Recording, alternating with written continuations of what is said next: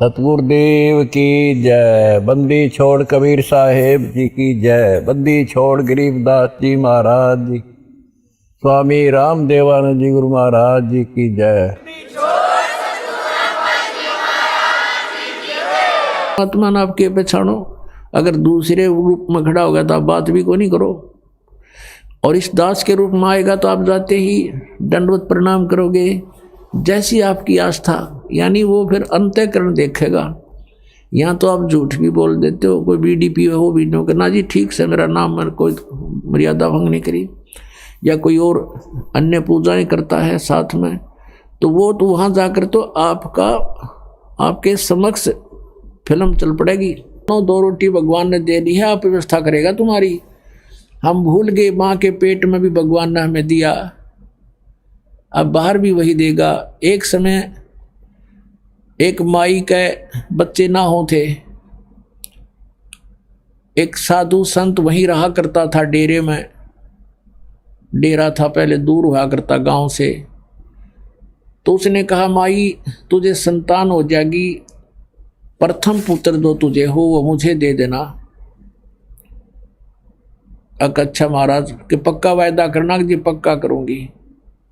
उसको जब देना, जब वो थोड़ा नासमझ सा रहे, समझ से पहले मुझे दे देना, पाल पोस देना 1-2 साल तक, बस ज़्यादा नहीं। और तब तक तुझे और संतान हो जाएगी, दूसरा पुत्र, तब मुझे दे देना। ऐसा ही हो गया, वो प्रथम पुत्र उसको दे दिया, साधु को दे दिया। दूसरा पुत्र हो गया, 2 कन्याएं होगी बाद में। अब उस साधु ने किस लिए डिमांड करी थी, एक प्रथम पुत्र मुझे दे देना कि बुढ़ापे में यो मेरी सेवा कर देगा, मैं बूढ़ा होऊंगा जब यो बच्चा, और बचपन से इसको ले लूंगा तो घर वाले में मोह बने नहीं, इसने पता नहीं लगे कौन माता पिता दे रहे। तो ऐसी दृष्टिकोण से उसने उस बालक को 14-15 वर्ष तक डेरे से बाहर नहीं आने दिया। और डेरे में जो औरतें जाती थी, पहले एक रिवाज थी कि बूढ़ी ठहरी जाती थी, लड़की को नहीं जाने देते थे ऐसे। और वो खुद गुरुजी जो थे गांव से भिक्षा मांग कर लाते थे, उस चेले को वहीं अलग ही रखते थे कि इसको कोई संसार की भावनाओं से ना बह जावे, इसमें कोई दोष ना आ जावे, इस दृष्टिकोण से। एक दिन वो बूढ़ा बीमार हो गया, महात्मा जी चालन जोगा रहा को नहीं। तो उसने कहा बेटा जा भिक्षा मांग ला, तेने भूख लाग रही होगी, मुझे तो इतनी भूख है नहीं, तुझे जरूर लग आई होगी। ऐसे करना, इस गली में जाना सामने, और सामने वाली गली में 2 घर छोड़कर तीसरा जो घर है उससे भिक्षा लाना, और और नहीं जाना कहीं पर भी। और वो वही घर था उसी के अपनी माता और पिता वाला, इसलिए उसने कहा वहां से जाना कहीं और इसके मन में दोष ना आ जा। वो गुरु की आज्ञा अनुसार सीधा वहीं पहुंच गया। अब उसने भगवा बाणा बना रखा, आटा मांगने के बाद दौड़ी साथ में ले रखी, डंडा लठ ले रखा जैसे, और जाके कहा माई भिक्षा देना। अब उस माता माई ने कहा अपनी बेटी, युवा हो रही थी वह लड़की, 13-14 वर्ष की थी, कि जा बेटी बाबा जी का भोजन गा ला। उसने देखा कोई ना कौन है, वो आटा लेकर आई और वो झोली में डालना चाहा।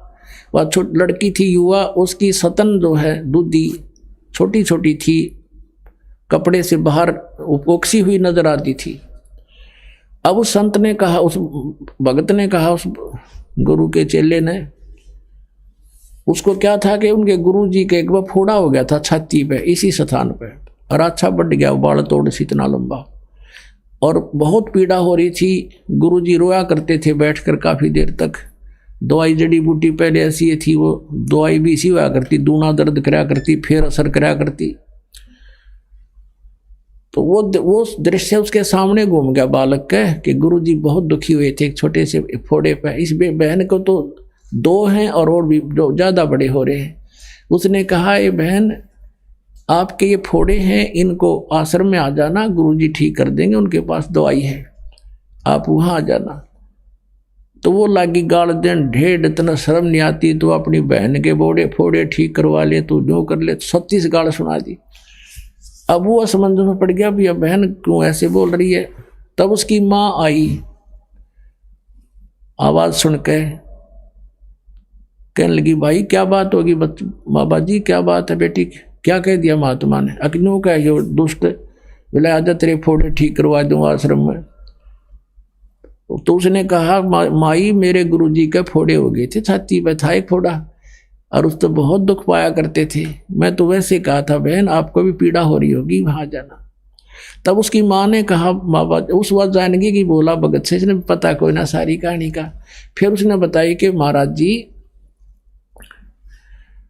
ये बेटी है मेरी, और फिर इसका विवाह होगा, ये फोड़े नहीं है, इसका विवाह होगा, विवाह होने के बाद इसका संतान होगी, और संतान जब होगी तो इन सतनों में दूध है उस बच्चे के लिए, इसलिए ला रखी भगवान ने कि उस बच्चे के लिए दूध आवेगा, इनमें दूध इससे पिया करेगा वो।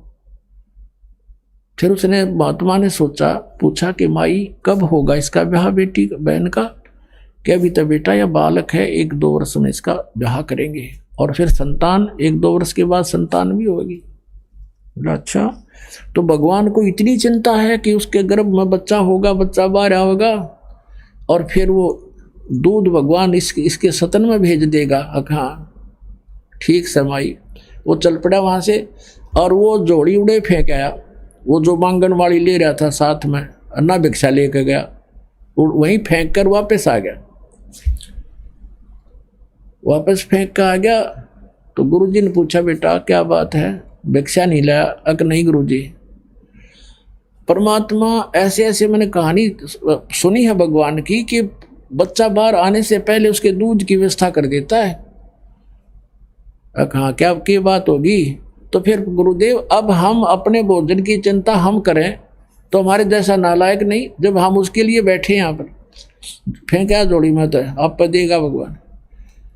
वो बाबा जी ने सोचा, अच्छा नालायक टकराया, ये मन नहीं भूखा मारेगा और आप भी मरेगा। अब उसको विश्वास नहीं था, उसका बालक था, वह बात दृढ़ होगी क्योंकि पिछले संस्कार भी होते हैं तो इस तरह की बातें विश्वास होता है। वो बैठ गया इकलो जाके, बाबा जी लाचार, वो चल नहीं सके था, उसके मुंह का नहीं देखे, बेटा तू उठा लो जोली ने। अगर नहीं गुरुदेव, और आपकी सारी बात मानूंगा पर ये नहीं मान सकता मैं। अब वहाँ गांव में, नगर में, उस गांव में पता चला कि भी बाबा जी बीमार हो गए, महात्मा तो बीमार हैं, और चेला नालायक से वह जोड़ी बियाड़े फेंक गया। तो प्रत्येक ऐसे बात फैल गई गांव में, तो कई घरों में 10, 15, 20 घरों ने क्या सोचा, रोटी बनाओ फटाफट, भोजन तैयार किया, खीर तैयार किया है, बढ़िया भोजन, सब्जी बनाई, रोटी दूध ले करके और चल पड़े। वहाँ पहुँचे महाराज जी, पता लगा था भगत न वहाँ पर जोड़ी वहीं फेंका, थैला भी आटा नहीं लाया और भोजन बना के लाए, खीर भी खिचड़ी भी, ले खा लो। बाबा जी ने सोची भाई चलो रोटी तो खा, पहला जिसी खाई जा, राजा बेटा तो भी खा ले, बैठ के खाने लग गया। अखा देखो, इतने में दूसरा आ गया, इतने में तीसरा आ गया, उड़ लाइन लाएगी, 20 आ गए, न्यू ले लेकर रोटी, बाबा जी रोटी लाए, रोटी लाए। तब उस बाबा जी की आँख खुली रहते रह गए, जब भैया भगवान जब यहाँ ऐसे दे रहा है और हम मांगते फिरें। जब उसने कहा कि जब भगवान 4 साल पहले एडवांस हमारी व्यवस्था किए हुए है तो क्या आज नहीं उसको ध्यान है हमारा? तो पुण्यात्मा ये उदाहरण है, आप हमारा इतना विश्वास ना बढ़ता, हम केवल कर्म करें क्योंकि हम इस योग्य हो गए, यहाँ कर सकते हैं, और फिर उस पर विश्वास करें, फिर देखना। कहते हैं कल पे कारण कौन है, कर सेवा निकाम, और मन इच्छा फल देऊंगा जो पड़े मेरे ते काम। बोलो सतगुरुदेव।